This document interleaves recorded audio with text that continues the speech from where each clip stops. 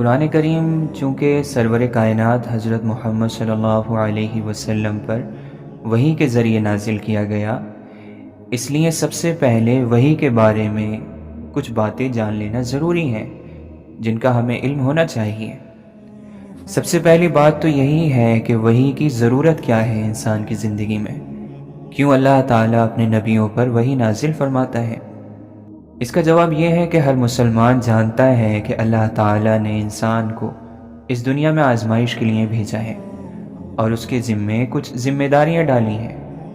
اور وہ ذمہ داریاں ڈالنے کے بعد پوری کائنات کو انسان کی خدمت میں لگا دیا۔ لہٰذا دنیا میں آنے کے بعد انسان کے لیے دو کام بہت ضروری ہیں۔ ایک یہ کہ وہ اس کائنات سے اور اس میں پیدا کی ہوئی چیزوں سے ٹھیک ٹھیک کام لے، اور دوسرے یہ کہ اس کائنات کو استعمال کرتے ہوئے اللہ تعالیٰ کے حکموں کو اپنی نظر میں رکھے، ان کا لحاظ رکھے، اور کوئی ایسی حرکت نہ کرے جو اللہ تعالیٰ کی مرضی کے خلاف ہو۔ ان دونوں کاموں کے لیے انسان کو علم کی ضرورت ہے، نالج کی ضرورت ہے، اس لیے کہ جب تک اسے یہ معلوم نہ ہو کہ اس کائنات کی حقیقت کیا ہے، اس کی کون سی چیز کی کیا خاصیت ہے، ان چیزوں سے کس طرح فائدہ اٹھایا جا سکتا ہے، اس وقت تک وہ دنیا کی کوئی بھی چیز اپنے فائدے کے لیے استعمال ہی نہیں کر سکتا۔ اسی طرح جب تک اسے یہ معلوم نہ ہو کہ اللہ تعالیٰ کی مرضی کیا ہے، وہ کون سے کاموں کو پسند اور کن کو ناپسند فرماتا ہے، اس وقت تک اس کے لیے اللہ تعالیٰ کی مرضی کے مطابق زندگی گزارنا ممکن ہے ہی نہیں۔ چنانچہ اللہ تعالیٰ نے انسان کو پیدا کرنے کے ساتھ ساتھ تین چیزیں ایسی پیدا کی ہیں جن کے ذریعے اسے یہ بتائی ہوئی باتوں کا علم حاصل ہوتا رہے۔ ایک انسان کے حواس یعنی اس کے سینسز، یعنی آنکھ، کان، منہ اور ہاتھ پاؤں، دوسرے عقل، اور تیسرے وحی۔ چنانچہ انسان کو بہت سی باتیں اپنے حواس کے ذریعے معلوم ہو جاتی ہیں، بہت سی عقل کے ذریعے، اور جو باتیں ان دونوں ذرائع سے یعنی میڈیم سے معلوم نہیں ہو سکتی، ان کا علم وحی کے ذریعے اسے دیا جاتا ہے۔ علم کے ان تینوں ذریعوں میں ترتیب کچھ ایسی ہے کہ ہر ایک کی خاص حد اور مخصوص دائرہ ہے جس کے آگے وہ کام نہیں دیتی۔ چنانچہ جو چیزیں انسان کو اپنے سینسز سے معلوم ہو جاتی ہیں، ان کا علم صرف عقل سے نہیں ہو سکتا۔ مثلا ایک دیوار کو آنکھ سے دیکھ کر آپ کو یہ علم ہو جاتا ہے کہ اس کا رنگ سفید ہے، لیکن اگر آپ اپنی آنکھوں کو بند کر کے صرف عقل کی مدد سے اس دیوار کا رنگ معلوم کرنا چاہیں تو یہ ناممکن ہے۔ اسی طرح جن چیزوں کا علم عقل کے ذریعے حاصل ہوتا ہے وہ صرف اپنے سینسز سے، اپنے حواس سے معلوم نہیں ہو سکتا۔ مثلا صرف آنکھوں سے دیکھ کر یا ہاتھوں سے چھو کر یہ پتہ نہیں لگا سکتے کہ اس دیوار کو کسی انسان نے بنایا ہے، بلکہ اس نتیجے تک پہنچنے کے لیے عقل کی ضرورت ہے۔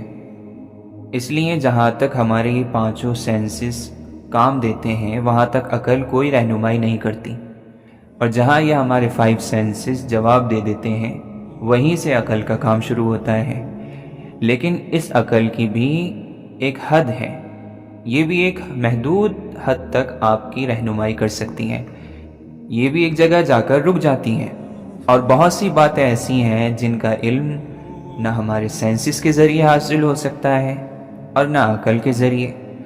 مثلا اسی دیوار کے بارے میں یہ معلوم کرنا کہ اس کو کس طرح استعمال کرنے سے اللہ تعالیٰ راضی اور کس طرح استعمال کرنے سے ناراض ہوگا، یہ نہ حواس کے ذریعے معلوم ہو سکتا ہے اور نہ عقل کے ذریعے اس کا معلوم کرنا ممکن ہے۔ اس قسم کے سوالات کا جواب انسان کو دینے کے لیے جو ذریعہ اللہ تعالیٰ نے مقرر فرمایا ہے اسی کا نام وحی ہے، اور اس کا طریقہ یہ ہوتا ہے کہ اللہ تعالیٰ اپنے بندوں میں اپنے نبیوں کو پیدا فرماتا ہے اور ان پر اپنا کلام نازل فرماتا ہے، اسی کلام کو وحی کہا جاتا ہے۔ اس سے صاف پتہ چل گیا کہ وحی انسان کے لیے وہ سب سے بلند ذریعہ ہے نالج کا، جو اس کی زندگی سے متعلق ان سوالات کا جواب دیتا ہے جو عقل اور حواس کے ذریعے حل نہیں ہو سکتے، لیکن ان کا علم حاصل کرنا اس کے لیے ضروری ہے۔ اس سے یہ بھی صاف پتہ چلتا ہے کہ صرف عقل اور ہماری آبزرویشن انسان کی رہنمائی کے لیے کافی نہیں، بلکہ اس کی ہدایت کے لیے اللہ تعالیٰ کی بھیجی ہوئی وحی ایک ایسنشیل چیز ہے۔ اور چونکہ بنیادی طور پر وحی کی ضرورت پیش ہی اس جگہ آتی ہے جہاں عقل کام نہیں دیتی، اس لیے یہ ضروری نہیں ہے کہ ہر وہ بات جو وحی کے ذریعے ہمیں بتائی جائے اس کو عقل سمجھ سکے، کیونکہ عقل کا کام اس سے پہلے ہی ختم ہو جاتا ہے، عقل کا لیول اس سے پیچھے کا ہے۔ تو اسی طرح جس طرح کسی چیز کا رنگ معلوم کرنا عقل کا کام نہیں بلکہ حواس کا کام ہے، اسی طرح بہت سی دینی باتوں کا علم عطا کرنا بھی عقل کے بجائے وحی کا کام ہے، اور ان کو حاصل کرنے کے لیے صرف عقل پر بھروسہ کرنا درست نہیں۔ اب یہ بات اس شخص کے لیے نہیں ہے جو شخص معاذ اللہ تعالیٰ کے وجود ہی کا قائل نہ ہو، اس سے تو وحی کے مسئلے پر بات کرنا بالکل بے فائدہ ہے۔ لیکن جو شخص اللہ تعالیٰ کے وجود اور اس کی قدرت کاملہ پر ایمان رکھتا ہے، اس کے لیے وحی کی عقلی ضرورت اور اس کے وجود کو سمجھنا کچھ مشکل نہیں۔ اگر آپ اس بات پر ایمان رکھتے ہیں کہ یہ کائنات ایک قادر مطلق نے پیدا کی ہے، وہی اس کے کنیکٹڈ اور پرفیکٹ نظام کو اپنی حکمت بالغہ سے چلا رہا ہے، اور اسی نے انسان کو کسی خاص مقصد کے تحت یہاں بھیجا ہے، تو پھر یہ کیسے ممکن ہے کہ اس نے انسان کو پیدا کرنے کے بعد اسے بالکل اندھیرے میں چھوڑ دیا ہو اور اسے یہ تک نہ بتایا ہو کہ وہ کیوں اس دنیا میں آیا ہے، یہاں اس کی ذمہ داریاں کیا ہیں، اس کی منزل مقصود کیا ہے جہاں تک اسے پہنچنا ہے، وہ کس طرح اپنے لائف گول کو حاصل کر سکتا ہے۔ کیا کوئی شخص جس کے ہوش اور حواس سلامت ہو ایسا کر سکتا ہے کہ اپنے کسی نوکر کو ایک خاص مقصد کے تحت کسی سفر پر بھیج دے اور اسے نہ چلتے وقت سفر کا مقصد بتائے اور نہ بعد میں کسی پیغام کے ذریعے اس پر یہ واضح کرے کہ اسے کس کام کے لیے بھیجا گیا ہے اور سفر کے دوران اس کی ڈیوٹی کیا ہوگی؟ جب ایک معمولی عقل انسان بھی ایسی حرکت نہیں کر سکتا تو آخر اس خدا بند قدوس کے بارے میں یہ تصور کیسے کیا جا سکتا ہے جس کی قدرت اور حکمت سے کائنات کا یہ سارا نظام چل رہا ہے؟ یہ آخر کیسے ممکن ہے کہ جس ذات نے چاند، سورج، آسمان، زمین، ستاروں اور سیاروں کا حیرت میں ڈال دینے والا، عقلوں کو حیران کر دینے والا نظام پیدا کیا ہو، وہ اپنے بندوں تک پیغام پہنچانے کا کوئی ایسا انتظام بھی نہ کر سکے جس کے ذریعے انسانوں کو ان کی زندگی کے مقصد سے متعلق ہدایات دی جا سکے، گائیڈنس دی جا سکے؟ اگر اللہ تعالیٰ کی حکمت پر ایمان ہے تو پھر یہ بھی ماننا پڑے گا کہ اس نے اپنے بندوں کو اندھیرے میں نہیں چھوڑا بلکہ ان کو گائیڈ کرنے کے لیے، ان کی گائیڈنس کے لیے کوئی باقاعدہ نظام ضرور بنایا ہے، ایک سسٹم بنایا ہے، بس رہنمائی کے اسی باقاعدہ نظام کا نام وحی ہے، پروفٹ ہوڈ ہے۔ اس سے صاف واضح ہو جاتا ہے کہ وحی محض ایک دینی یقین نہیں ہے بلکہ ایک عقلی ضرورت ہے جس کا انکار حقیقت میں اللہ تعالیٰ کی حکمت کا انکار ہے، اپنے بنانے والے کی حکمت کا انکار ہے۔ یہ معلوم ہو جانے کے بعد کہ وحی ایک ضرورت ہے اور اس کا آنا اللہ تعالیٰ کی حکمت کے مطابق ہے، تو پھر یہ جان لیتے ہیں کہ حضور صلی اللہ علیہ وسلم پر وحی کس طرح نازل ہوتی تھی۔ وحی اور رسالت کا یہ پاک سلسلہ سرکار دو عالم صلی اللہ علیہ وسلم پر مکمل ہو گیا۔ اب کسی انسان پر نہ وحی نازل ہوگی اور نہ اس کی ضرورت ہے۔ حضرت صلی اللہ علیہ وسلم پر الگ الگ طریقوں سے وحی نازل ہوتی تھی۔ صحیح بخاری کی ایک حدیث میں حضرت عائشہ رضی اللہ عنہا فرماتی ہیں کہ ایک مرتبہ حضرت حارث بن ہشام رضی اللہ عنہ نے حضرت صلی اللہ علیہ وسلم سے پوچھا کہ آپ پر وحی کس طرح آتی ہے؟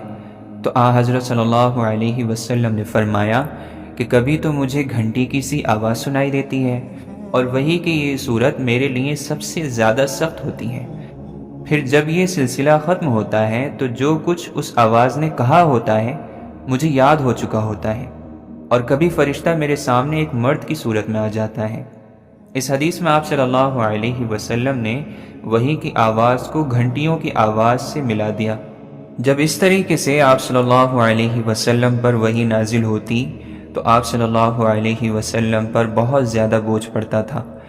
حضرت عائشہ رضی اللہ عنہا اسی حدیث کے آخر میں فرماتی ہیں کہ میں نے سخت جاڑوں کے دن میں آپ صلی اللہ علیہ وسلم پر وحی نازل ہوتے ہوئے دیکھا ہے۔ ایسی سردی میں بھی جب وحی کا سلسلہ ختم ہوتا تو آپ صلی اللہ علیہ وسلم کی مبارک پیشانی پر پسینہ بہتا ہوتا تھا۔ ایک اور روایت میں حضرت عائشہ رضی اللہ عنہا بیان فرماتی ہیں کہ جب آپ صلی اللہ علیہ وسلم پر وحی نازل ہوتی تو آپ صلی اللہ علیہ وسلم کی سانس رکنے لگتی، چہرہ مبارک بالکل بدل جاتا، کھجور کی شاخ کی طرح زرد پڑ جاتا، سامنے کے دانت سردی سے کپکپانے لگتے، اور آپ صلی اللہ علیہ وسلم کو اتنا پسینہ آتا کہ اس کے قطرے موتیوں کی طرح ڈھلکنے لگتے تھے۔ وحی کی اس کیفیت میں بعض مرتبہ اتنی سختی پیدا ہو جاتی کہ آپ صلی اللہ علیہ وسلم جس جانور پر اس وقت سوار ہوتے وہ آپ صلی اللہ علیہ وسلم کے بوجھ سے دب کر بیٹھ جاتا، اور ایک مرتبہ آپ صلی اللہ علیہ وسلم نے اپنا پاکیزہ سر حضرت زید بن ثابت رضی اللہ عنہ کے زانوں پر یعنی ران پر رکھا ہوا تھا کہ اسی حالت میں وحی نازل ہونی شروع ہو گئی۔ اس سے حضرت زید رضی اللہ عنہ کی ران پر اتنا بوجھ پڑا کہ وہ فرماتے ہیں کہ قریب تھا کہ وہ ٹوٹ جائے۔ بعض مرتبہ اس وحی کی ہلکی ہلکی آواز دوسروں کو بھی محسوس ہوتی تھی۔ حضرت عمر رضی اللہ عنہ فرماتے ہیں کہ جب آپ صلی اللہ علیہ وسلم پر وحی نازل ہوتی تو آپ صلی اللہ علیہ وسلم کے چہرہ مبارک کے قریب شہد کی مکھیوں کی بھنبھناہٹ جیسی آواز سنائی دیتی تھی۔ وحی کی دوسری صورت یہ تھی کہ فرشتہ کسی انسانی شکل میں آپ صلی اللہ علیہ وسلم کے پاس آ کر اللہ کا پیغام پہنچا دیتا تھا۔ ایسے موقعوں پر عام طور پر حضرت جبرائیل علیہ السلام مشہور صحابی حضرت دحیہ کلبی رضی اللہ عنہ کی صورت میں تشریف لایا کرتے تھے، البتہ بعض مرتبہ کسی دوسری صورت میں بھی تشریف لائے ہیں۔ جب حضرت جبرائیل علیہ السلام انسانی شکل میں وحی لے کر آتے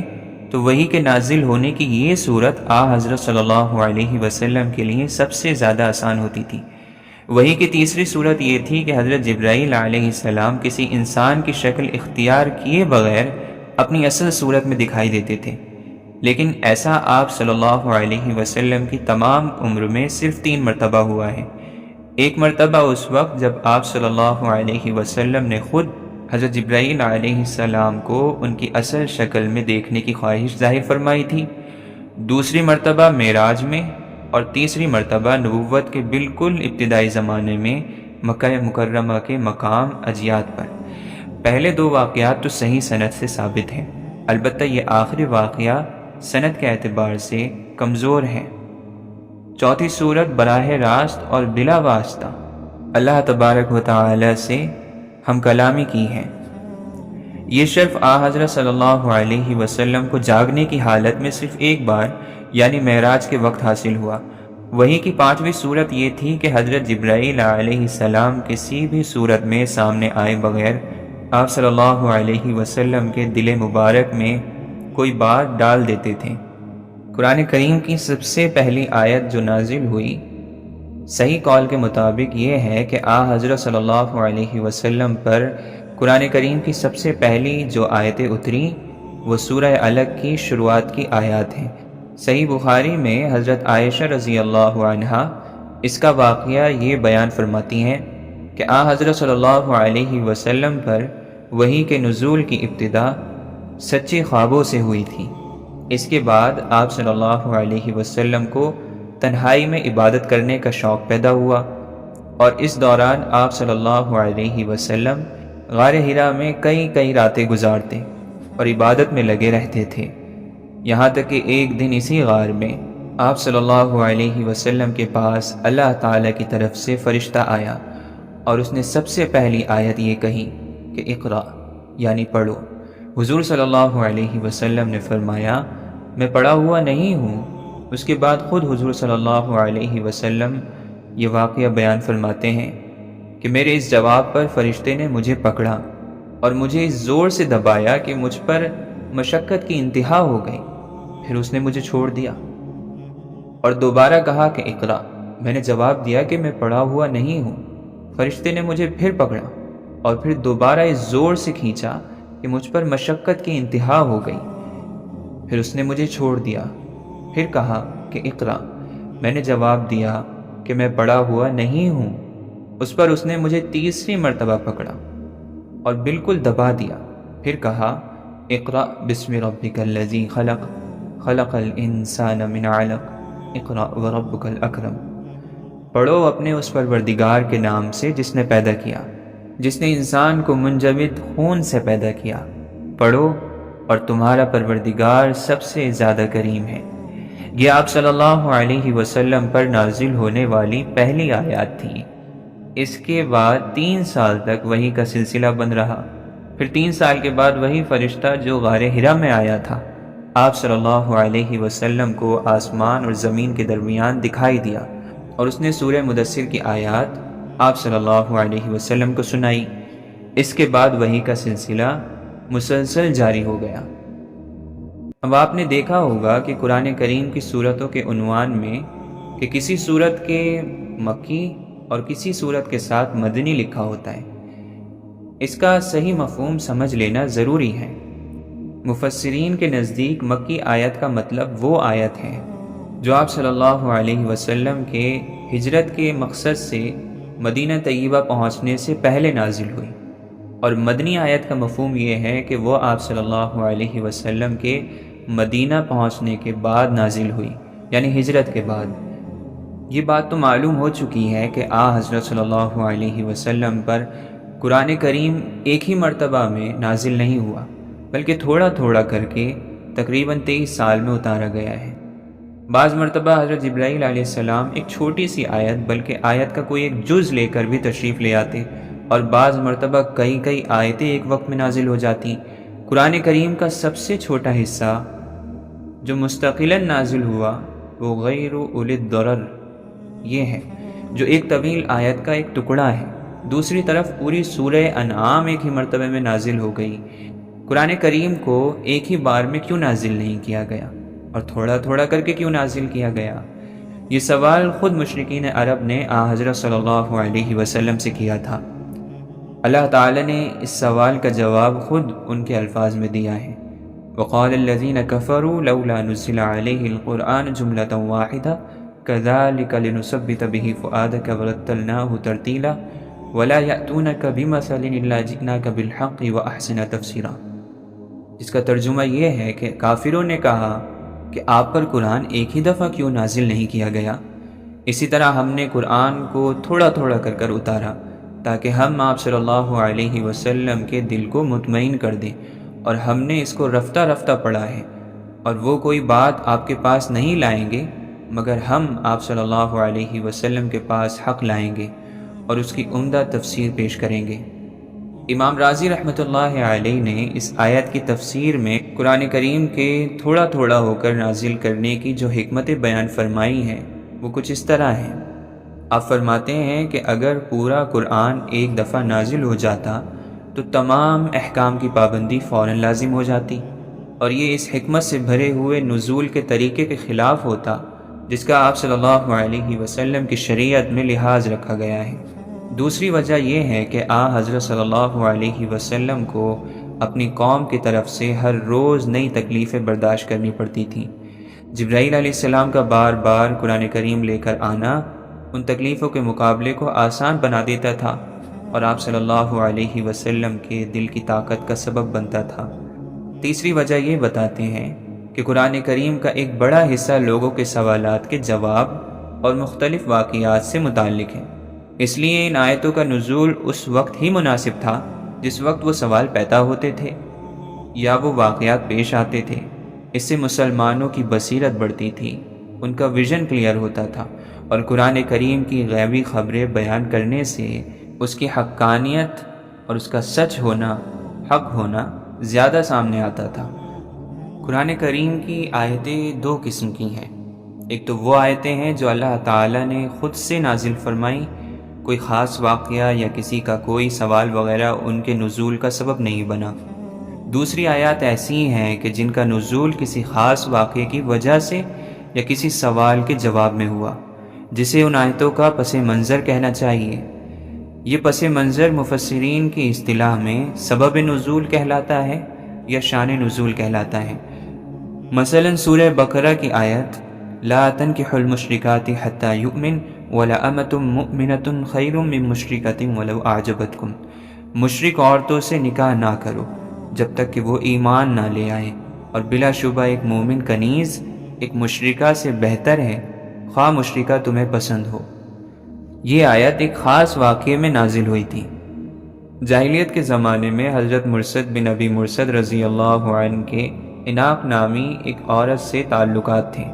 اسلام لانے کے بعد یہ مدینہ طیبہ چلے آئے اور وہ عورت مکہ مکرمہ میں رہ گئی۔ ایک مرتبہ حضرت مرثد رضی اللہ عنہ کسی کام سے مکہ مکرمہ تشریف لے گئے تو اسی عورت عناق نے انہیں گناہ کی دعوت دی۔ حضرت مرثد رضی اللہ عنہ نے صاف انکار کر کے فرمایا کہ اسلام میرے اور تمہارے درمیان حائل ہو چکا ہے، لیکن اگر تم چاہو تو میں حضرت صلی اللہ علیہ وسلم سے اجازت کے بعد تم سے نکاح کر سکتا ہوں۔ مدینہ طیبہ تشریف لا کر حضرت مرثد رضی اللہ عنہ نے آپ صلی اللہ علیہ وسلم سے نکاح کی اجازت چاہی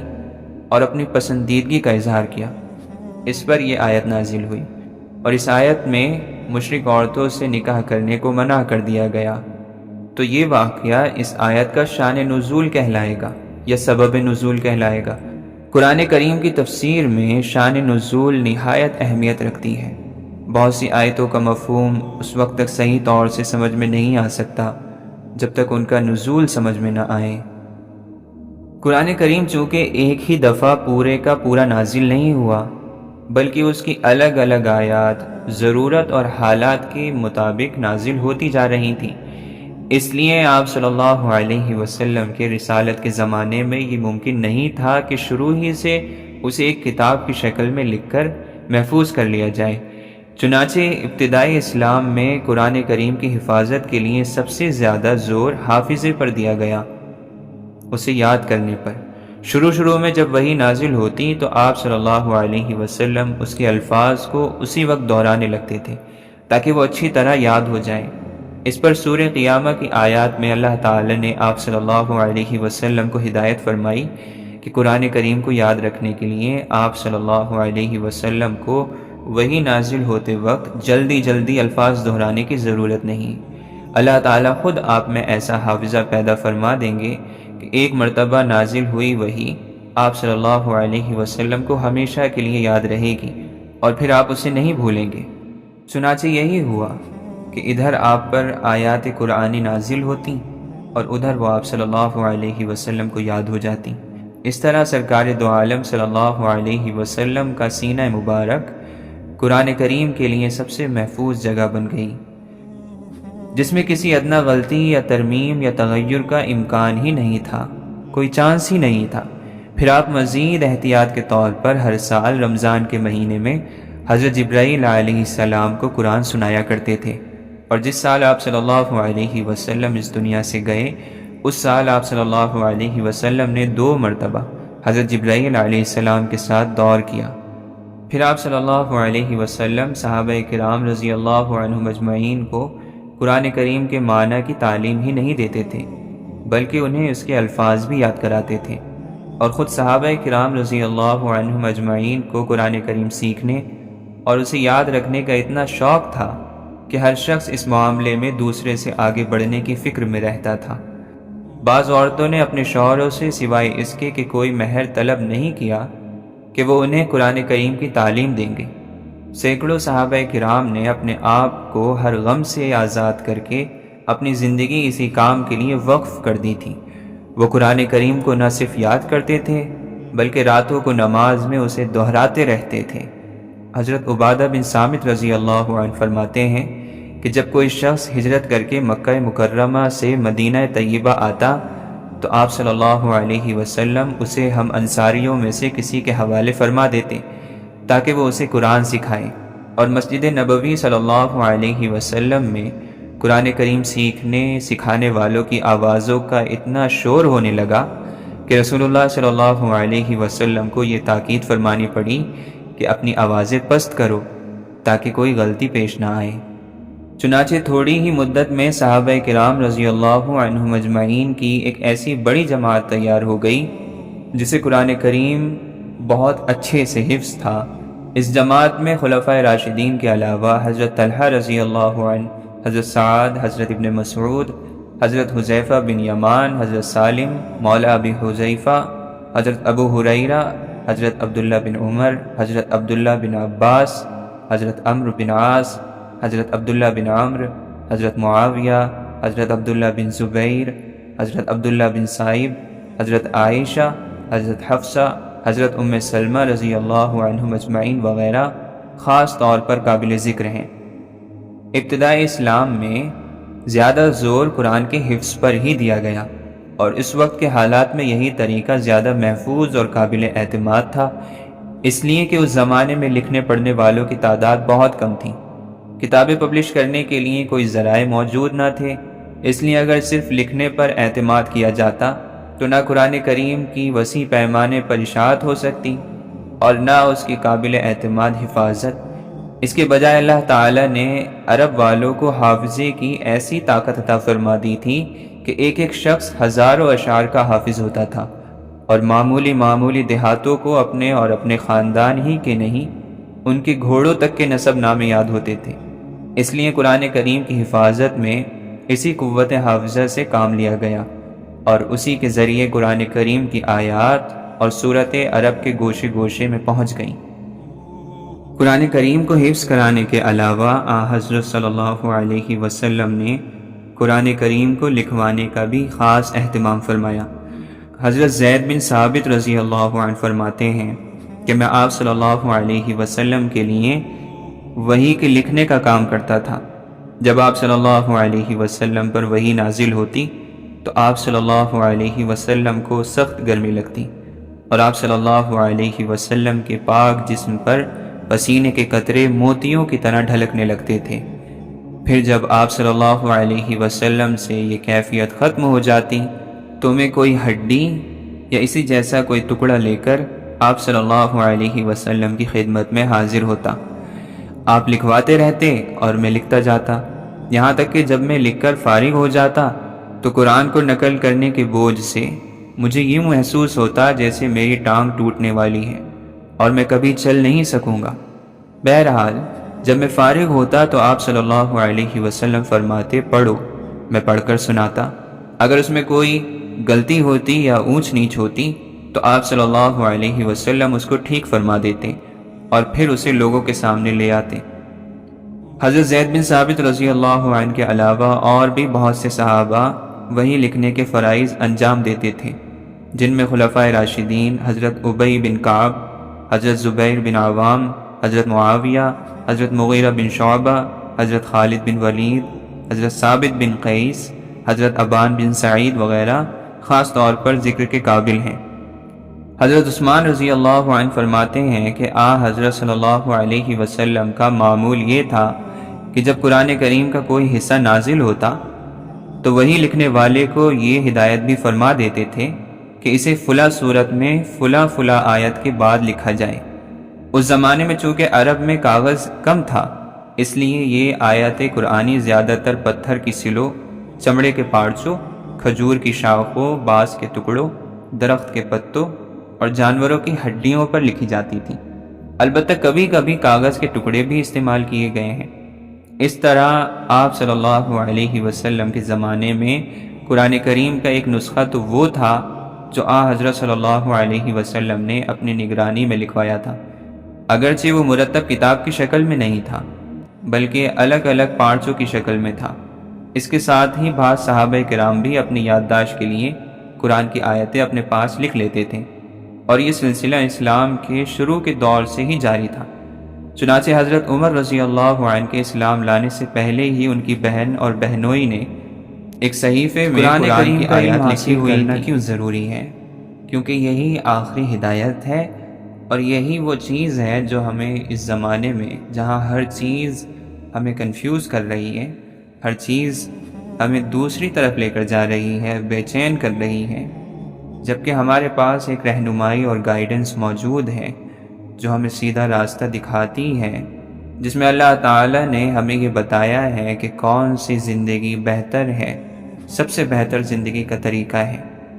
تو اس کو سمجھنے کے لیے ہمیں قرآن کریم کا علم حاصل کرنا بہت ضروری ہے، جس کے لیے یہ سلسلہ شروع کیا گیا ہے۔ قرآن کریم اس جہاں میں وہ نعمت ہے کہ سارا جہان، آسمان اور زمین اور ان میں پیدا ہونے والی مخلوق اس کا بدل نہیں بن سکتی۔ انسان کی سب سے بڑی خوش نصیبی اور سب سے بڑی سعادت اپنی طاقت کے مطابق جتنا اسے وقت ملے، جتنا وہ کر سکے، اتنے وقت میں اور اتنی طاقت کے ساتھ جو اللہ نے اسے دے رکھی ہے قرآن کریم میں لگ جائے، اپنے آپ کو اس میں بزی کر لے اور اس کو حاصل کرتا رہے۔ سب سے بڑی بدنصیبی اور شقاوت اس سے بچ کر رہنا ہے، اس سے دور رہنا ہے، اسے چھوڑ دینا ہے۔ اس لیے ہر مسلمان کو اس کی فکر تو ضرور ہونی چاہیے، اس کا فرض ہے، اور یہ ضروری ہے کہ قرآن کریم کو لفظوں کی صحت کے ساتھ پڑھے، اولاد کو پڑھائے، یہ سب کوشش کریں اور اس کو سمجھنے کی کوشش کریں، اور پھر جس قدر ممکن ہو اس کے معنی، اس میں جو حکم اللہ تعالیٰ نے ہمیں بتائے ہیں ان کو سمجھنے کی کوشش کریں کہ اللہ تعالیٰ ہم سے کیا فرما رہا ہے، اللہ تعالیٰ ہم سے کیسی لائف ہم سے ڈیمانڈ کر رہا ہے، اور پھر جب وہ سمجھ میں آ جائیں، جب ہمیں سیدھا راستہ معلوم ہو جائے کہ ہمیں کدھر جانا ہے، تو پھر اس طرف قدم بڑھانے شروع کریں۔ اور قدم بڑھانے کا مطلب یہ ہے کہ ان احکام پر جو اللہ تعالیٰ نے ہمیں دیے ہیں ان پر عمل کرنے پر لگ جائیں، ان پر عمل کرنے کی فکر میں لگا رہیں اور اس کے لیے کوشش کرتا رہیں، اور اس کو اپنی پوری عمر کا وظیفہ بنا لیں کہ اب جو میں نے سمجھا ہے اور جو میں نے قرآن کریم سے ہدایت لی ہے، جو اللہ تعالیٰ نے مجھے بتایا ہے، اس کو اپنی پوری زندگی بھر اپنی لائف میں اپلائی رکھوں گا اور اسی کے مطابق زندگی گزاروں گا، اور اپنے حوصلے اور ہمت کے مطابق ایسی زندگی کا جو بھی حصہ ہمیں نصیب ہو جائے اور جتنی بھی زندگی ہماری بچی ہوئی ہے اس میں قرآن کو داخل کر لے، قرآن کو شامل کر لے، اور اس کو اس جہان میں سب سے بڑی نعمت سمجھے، جیسا کہ یہ حقیقت میں ہمارے لیے سب سے بڑی نعمت ہے۔ اب انشاءاللہ ہم لوگ اگلی ویڈیو سے سورہ فاتحہ سے قرآن کریم کی تفسیر شروع کریں گے، جو کہ ساری تفسیر میں نے علماء سے لوں گا، کیونکہ اپنی طرف سے کچھ بولنا میں اس لائق نہیں ہوں کہ میں اپنی کوئی رائے رکھ سکوں۔ تو انشاءاللہ ہم قرآن کریم کے بڑے بڑے علماء اور مفسرین کی باتوں کو سمجھیں گے اور کوشش یہ کریں گے کہ آسان لفظوں میں جو آج کل کی زبان ہے ان لفظوں میں قرآن کریم کو سمجھ سکیں اور اپنی زندگی میں اس کو شامل کر سکیں۔ یہ سلسلہ انشاءاللہ جاری رہے گا، اور اس طرح سے ہم پورا انشاءاللہ اگر عمر رہی اور اللہ نے توفیق دی تو پورے قرآن کو کور کرنے کی کوشش کریں گے۔ جتنا بھی وقت لگے وہ آئندہ اللہ تعالیٰ جانتا ہے کتنا وقت لگے گا، لیکن آج کے زمانے میں مسلمانوں کو سب سے زیادہ ضرورت قرآن کریم کے سمجھنے کی ہے اور اس کے مطابق زندگی گزارنے کی ہے۔ اللہ تعالیٰ ہمیں اس کی توفیق دے اور زیادہ سے زیادہ ہمیں اس میں وقت لگانے کی توفیق دے۔